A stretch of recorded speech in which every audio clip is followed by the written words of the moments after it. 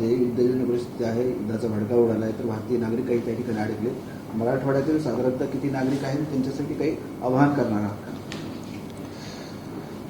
Iran आणि Israel या देशात असलेल्या या युद्धजन्य परिस्थितीच्या पार्श्वभूमीवरती आपल्या संभाजीनगर विभागातील जवळपास 51 जे काही टुरिस्ट किंवा काही विद्यार्थी जे आहेत ते आपल्या वेगवेगळ्या देशांमध्ये सध्या अडकलेले आहेत आणि त्यांच्याशी त्यांच्या कुटुंबियांशी पण कुटुंबियातील त्यांचा संपर्क आहे आणि राज्याच्या स्तरावरून राज्य आपत्ती निवारण कक्षाकडून आणि आमच्या विभागीय आणि जिल्हा स्तरावरच्या विपत्ती निवारण कक्षाकडून देखील संबंधितांना तशा सूचना देण्यात आलेल्या आहेत. ते आपापल्या नातेवाईकांच्या आणि आपल्या एम्बसीच्या त्यांनी संपर्कात राहावं आणि काम पडल्याशिवाय अतिशय आवश्यकता असल्याशिवाय सुरक्षित असलेल्या जागेच्या बाहेर पडू नये अशा पद्धतीच्या सूचना त्यांना देण्यात आलेल्या आहेत.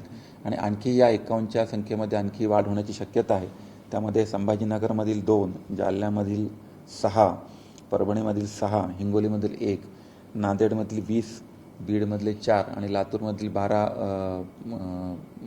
लोक या ठिकाणी आहेत. त्यामध्ये काही विद्यार्थी आहेत आणि काही टुरिस्टचे लोक आहेत.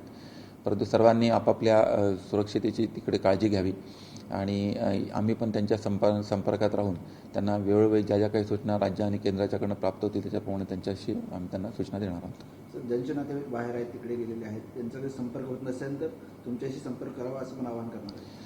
हो, आवाहन आता हेच राहील की त्यांच्या नातेवाईकांनी आपापल्या गेलेल्या लोकांशी संपर्कात राहावं आणि त्यांना आमच्यापर्यंत त्यांना काही सूचना द्यायच्या असतील तर त्यांनी आमच्यापर्यंत पण त्या पोहोचवाव्या, नातेवाईकांनी पण पोहोचवाव्या. स्टँडर्ड तिकडे अडकलेल्या लोकांनी देखील या माध्यमातून स्टेटच्या किंवा त्यांच्या एम्बसीशी संपर्क साधा.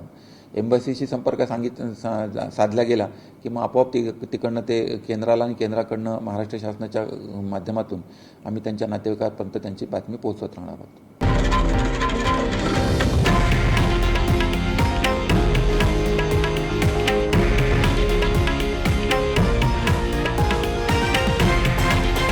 हे आहे देशातील नंबर 1 न्यूज नेटवर्क आणि आपण पाहत आहात TV9 मराठी, एकमेव.